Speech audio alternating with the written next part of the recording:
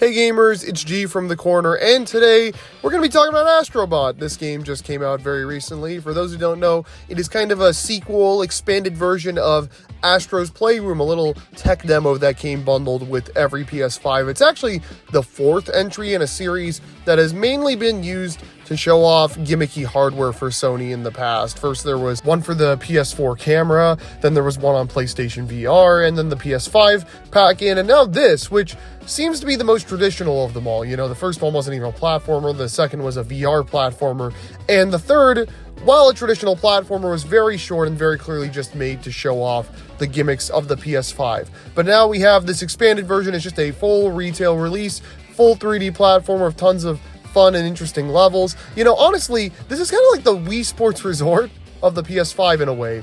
The Wii was packed in with Wii Sports, and then they released Wii Sports Resort as a separate game a few years later, an expanded version of said pack-in. And now here we are again, a pack-in game that was beloved by many, gets a big follow-up that is just a bigger, bolder version of said pack-in, and in this case, is being touted as the best game on the console, or the reason to buy the console. I'm not going to get into how Sony's been running things as of late today. I feel like that's not really what the topic of discussion should be about. This is solely about Astro Bot, and whether or not you should check it out, and honestly, I think you should.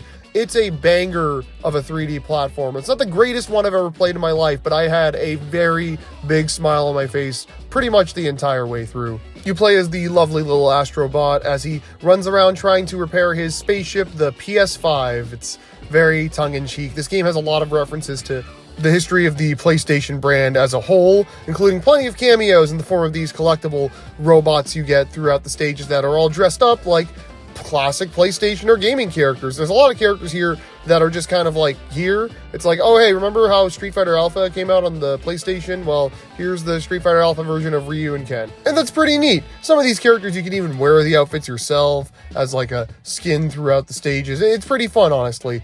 You will find these characters chilling around the hub world, and they'll do little actions if you walk up to them, and you could spend money on a gacha machine to get new things for them. It's very, very cute, and I know I probably shouldn't be starting with such a tertiary feature of the game, but honestly, it's probably the most unique thing about the game, let's say. I know it's a bit unfortunate to hear that the most unique thing is just a bunch of callbacks and fan service, but I feel like it's done in a very loving way. There's even entire levels dedicated to specific PlayStation IP, and, you know, it's funny because you can tell they had such a hard time figuring out what series to use for this, because they were like, oh, hey, let's do God of War, Horizon, and Uncharted. Yeah, those are big series that we've supported relatively recently. What else? I don't know. Ape Escape, dead series, but sure. Loco Roco, also dead series, but sure. Like, they just gotta use some more of these characters. Okay, enough about that. Well, what about the actual gameplay itself? It's a standard 3D platformer. You run, you jump, you can hover, kind of like the Flood from Mario Sunshine. You can also do an attack, charge up to do a spin attack. There's plenty of power-ups through the levels that all use the adaptive triggers. They're very simple to understand, and they're all very fun. You know, the game takes advantage of the PS5 hardware a lot, kind of in the same way that Playroom did. In all honesty, this feels like the first game to actually use some of the crazy stuff on this controller since the system came out. I've been playing a lot more fighting games and traditional games, and they barely use the stuff on this controller. The adaptive triggers, I've always thought were rather gimmicky. I liked them at first in Astro's Playroom, and I like them here, but I feel like in more intense games, they're kind of a distraction. But again, in a game like Astro, that's totally fine. I love it, honestly. The speaker for the controller is used constantly. There's so many sound effects and music beats that only come out of the controller, and it really makes the game just feel so dynamic. You know, at some point, they even want you to use the microphone on the controller. I'm gonna be honest, I'm playing this game and half the time I'm like, what is this, a Nintendo game? This is a 3D Mario or something? You know, every once in a while, I feel like once a decade, you get a game that is so unabashedly a 3D Mario, but it's just not a 3D Mario and it's from a bigger team. You know, last decade, it was Sonic Lost World. This is the one of this decade, much better than Sonic Lost World, but it feels derivative, but it's not derivative. I don't know how else to put it. Like, it's not copying Mario. They're not just ripping off gimmicks and themes from other Mario games. They're doing their own things, but it's done in such a similar way to Mario, which, you know, makes the game super, super good, in my opinion. I've heard some people even tout this game as Mario Galaxy 3, which is extremely, extremely high praise, but I totally get where they're coming from. I can't think of a linear 2D platformer with platforming levels, just levels specifically dedicated to platforming with a little bit of atmosphere, but mostly just solid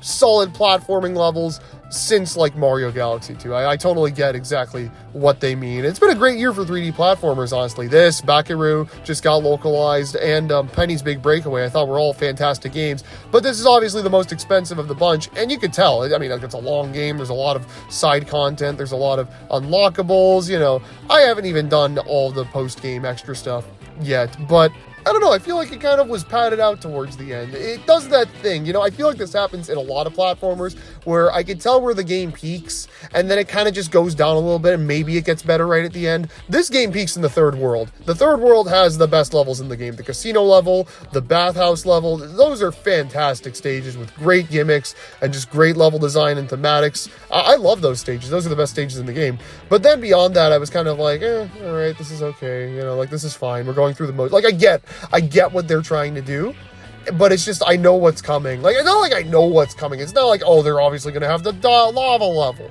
the desert level. Not that, but it's like, I see the gimmick and I'm like, oh, that's cool. And then I play it and I'm like, oh, that's cool. I think it kind of wore off because, I don't know, maybe there just wasn't enough gripping me. Astro's a cool character, but I feel like he exists solely as a ploy to bring in other, like, to be very, like, this is the PlayStation's mascot, you know? But I like him. I think he's cool. I think it's a cool character. It's a cool concept. It's a cool excuse to show off your hardware, you know? I feel like nobody's really doing that anymore, like, actually caring about the hardware they make. I mean, Sony barely puts any games out exclusively on their console anymore, and when they do, they just bring them to PC a few months later, or maybe a year or two later. I think God of War Ragnarok is just now coming to PC, but still, like, it takes a while, but eventually something's not going to be on PlayStation. But I feel like this game definitely will stay exclusive. It's made for the PS5, and I can't commend them enough for that, really. This game is great, honestly. It's such a fun little romp. At first, I was thinking it was Game of the Year material. I'm not so sure, but maybe it is, honestly. It was a very good time. I just was running out of steam towards the end. I feel like it might have been me as well. They just kind of throw in a bunch of desert levels at the last minute. And look, you know, I like a good desert level, but it's just too much at a certain point. All right, you have the Arabian Nights level, you have the desert level, you have the other there was like 2 or 3 desert levels in this game, I swear. But that's such a minor nitpick. The game's great. The game looks great, plays great. The finale was absolutely wonderful, you know. It was just a lovely, like, fun little moment. There's so many little things in this game, you know. That PS5 repairing thing, you play a mini game every time you clear an area to kind of repair the PS5. Like, oh, this component, we found it, but it's been, like, it's dirty, it's broken, we gotta repair it, you know. It's so much fun. This game loves itself, and, you know, I can't not, like, love it for that, honestly. Very, very good game. I recommend it. But yeah, that's gonna do it. Bit of a shorter one, but that's really all I had to say about this game, honestly. I like it quite a bit.